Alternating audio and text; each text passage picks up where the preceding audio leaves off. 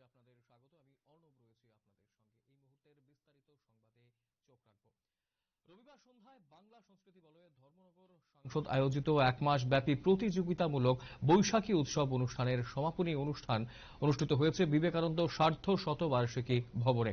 বাংলা সংস্কৃতি বলয়ের ধর্মনগর সংসদ আয়োজিত এক মাস ব্যাপী অনুষ্ঠানের সমাপ্তি অনুষ্ঠান রবিবার ধর্মনগর বিবেকানন্দ সার্ধ শতবার্ষিকী ভবনে উদ্বোধক হিসেবে ছিলেন রাজ্যের মন্ত্রী সুধাংশু দাস।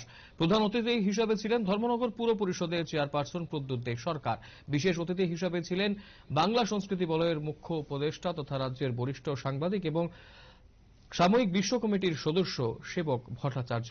এক মাস ব্যাপী বৈশাখী উৎসবের সমাপনী সন্ধ্যার অনুষ্ঠানের শুরুতেই বাংলা সংস্কৃতি বলয়ের মুখ্য উপদেষ্টা তথা সাময়িক বিশ্ব কমিটির সদস্য সেবক ভট্টাচার্যের লেখা থিম সং পরিবেশনার মধ্য দিয়ে অনুষ্ঠানটি শুরু হয়।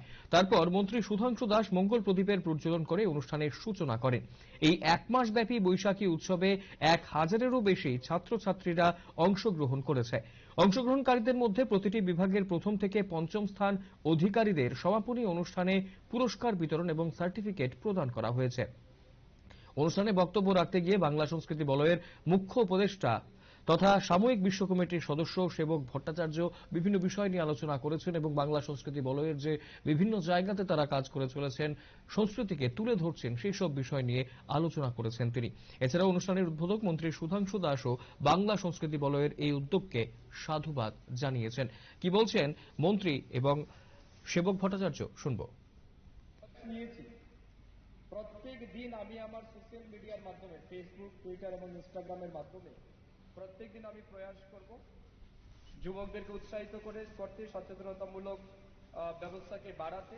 প্রত্যেক দিন আমি আমার ফেসবুক পোস্ট থেকে নেশার বিরুদ্ধে আমি পোস্ট করব এবং আমার আবেদন থাকবে সমস্ত যুবকদের পক্ষে তারা যেন নেশা থেকে দূরে থাকে। এবং এটা আমার কি বলবো, গত 5 বছর আমার একটা তিক্ত অভিজ্ঞতা দেখলাম। আমি যেহেতু বিধায়ক হয়েছি, মানুষ আমার কাছে বিভিন্ন সমস্যা নিয়ে আসে। প্রত্যেক দিন সকালবেলা এমন লাইভ করে হলো 10 থেকে 15 জন মহিলা আসে আমার কাছে, এসে বিচার দেয় যে দাদা আর পারছি না, আপনি একটা ব্যবস্থা করুন। কারণ প্রতিদিন প্রতিনিয়ত তার স্বামী রাত্রিবেলা মদমুক্ত অবস্থায় তার উপর আক্রমণ করে, রাত্রে 1টা, 2টা, 3টায় বাড়িতে গিয়ে তার উপর পশুর মতো ব্যবহার করে। এখানে অনেক যুবক হয়তো আছেন যারা বিয়ে করে নিয়ে থাকতেই পারেন। বিশেষ করে ছেলেদের কিন্তু জীবনে একটা স্বপ্ন থাকে যে সমাজের বা তার এলাকার কিংবা তার কলেজের, তার শহরে সবচেয়ে সুন্দরী মেয়েকে সে বিয়ে করবে, ঠিক কিনা না? সবচেয়ে সুন্দরী মেয়েকে সে বিয়ে করবে, এটা প্রত্যেকটা ছেলেরই একটা স্বপ্ন থাকে। এটা নিশ্চয় মঞ্চে যারা ছিল তাদেরও ছিল, আমারও ছিল, সবারই ছিল, এটা অস্বীকার করার কোনো কারণ নাই। কিন্তু আমি দেখেছি যে জীবনে হয়তো খুব সুন্দরী মেয়েকে সে পেয়ে গেছে, সৌভাগ্যবশত খুব সুন্দরী মেয়েকে সে বিয়ে করেছে, কিন্তু বিয়ে করার 1 বছরের মাথায় সেই সুন্দরী বউ কিন্তু তাকে ছেড়ে পালিয়ে গেছে। কেন জানেন? কারণ সে প্রত্যেক দিন মদমত্ত অবস্থায় বাড়ি আসে, যেটা তার সুন্দরী বউ মেনে নিতে পারে না। এটা কেউ মানতে পারে না, সুন্দরী হোক। আমাদের মনে প্রশ্ন জাগা উচিত, বিয়ে বাড়িতে অবশ্যই সময় গান হওয়া উচিত, বিয়ে বাড়িতে বিয়ের গীত হওয়া উচিত, আমাদের সংস্কৃতি রিলেটেড গানগুলো হওয়া উচিত। আমাদের সংস্কৃতি যদি আমরা ভুলে যাই, আমরা শেকড়হীন হয়ে যাব।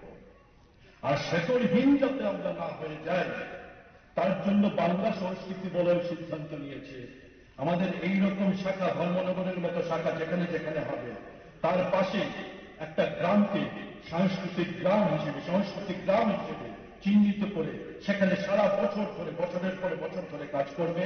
সংস্কৃতি গ্রামে অপ্রথাগত সংস্কৃতি শিক্ষা, যেখানে লোকজ শিক্ষায় শিক্ষিত করা হবে, তার জন্য পৃথক সিলেবাস তৈরি হচ্ছে, তার জন্য পৃথক মূল্যায়ন পদ্ধতি তৈরি হচ্ছে, পৃথক পাঠশালা তৈরি হবে।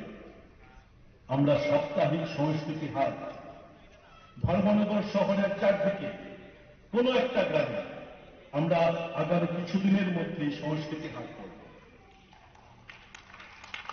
যে সংস্কৃতি হাট সাংস্কৃতিক পর্যটনকে বাড়াবা দেবে, একদিকে যেমন আমাদের সংস্কৃতিকে বাঁচিয়ে রাখবে, তেমনি কালচারাল ট্যুরিজম ওই এলাকার মানুষের যারা এসএসজি আছে, যারা ছোট ছোট শিল্পী আছে, তাদের কাপড় বলে বা ছোট ছোট জিনিস তৈরি করে তাদের পসরা নিয়ে বসা একটা জায়গা প্রতি সপ্তাহে করে দেব, মেলা হবে। সেখানে শুধু ওই এলাকার মানুষ নয়, বাইরের এলাকার মানুষরা আসবে।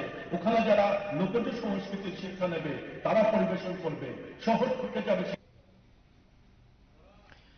আপনারা শুনলেন মন্ত্রী এবং সেবক ভট্টাচার্যের বক্তব্য এবং তার পাশাপাশি আজকের এই অনুষ্ঠানে গত রবিবার সন্ধ্যায় বাংলা সংস্কৃতি বলয়ে ধর্মনগর সংসদ আয়োজিত এক মাস ব্যাপী প্রতিযোগিতামূলক বৈশাখী অনুষ্ঠানের সমাপনী অনুষ্ঠান অনুষ্ঠিত হয়েছে বিবেকানন্দ সার্ধ শতবার্ষিকী ভবনে। সেখানে উপস্থিত ছিলেন মন্ত্রী সুধাংশু দাস এবং সাময়িক বিশ্ব কমিটির সদস্য সেবক ভট্টাচার্য সহ অন্যান্য সদস্যরা। সময় ছোট বিজ্ঞাপন বিরতির রয়েছে অন্যান্য সংবাদ, সঙ্গে থাকবেন।